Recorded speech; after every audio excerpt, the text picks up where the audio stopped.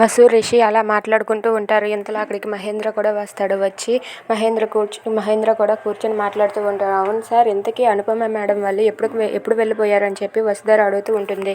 దాంతో మహేంద్ర అయితే ఇలా అంటూ ఉంటాడు, వాళ్ళు వెళ్ళిపోయి చాలా రోజులు అవుతుందమ్మా, ఎందుకు వెళ్ళిపోయారో ఏంటో, కానీ మనో మాత్రం తన తండ్రి ఎవరో తెలుసుకోకుండానే వెళ్ళిపోయాడమ్మా అని చెప్పి అంటూ ఉంటాడు. అది విని వసుధర అయితే తన మనసులో ఇలా అనుకుంటూ ఉంటుంది, ఏంటి మనో సార్ తెలుసుకోలేదా, అంటే ఆ రోజు మనో సార్ లెటర్ని చదవలేదా ఏంటా అని చెప్పి వసు తన మనసులో అనుకుంటూ ఉంటుంది.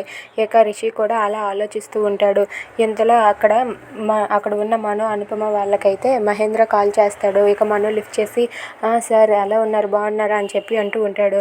అది విని మహేంద్ర అయితే, ఏంటి మనో, నన్ను ఇక్కడ వంటలు అన్నీ చేసి వెళ్ళిపోయారు కదా మీరు అని చెప్పి అంటూ ఉంటాడు. అదేం లేదు సార్ అని చెప్పి మనో అంటూ ఉంటే, ఇంకేంటి సార్ ఎలా ఉన్నారు, బాగున్నారా అంటే, మీరు నన్ను ఒంటరి వాడిని చేసినా ఆ దేవుడు నన్ను ఒంటరి వాడిని చేయనివ్వలేదు, నా కొడుకు కోడల్ని తిరిగి తీసుకువచ్చాడు అని చెప్పి అంటూ ఉంటాడు. అది విని మనో, అనుపమ వాళ్ళిద్దరూ కూడా చాలా సంతోషిస్తూ ఉంటారు.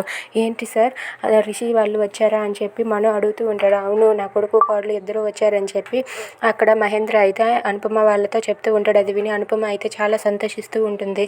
ఇక వసు అయితే మనో సార్కి ఎలాగైనా సరే తన తండ్రి గురించి తెలిసేలా చేస్తానని చెప్పి తను అనుకుంటూ ఉంటుంది. Thanks for watching friends, please subscribe our channel.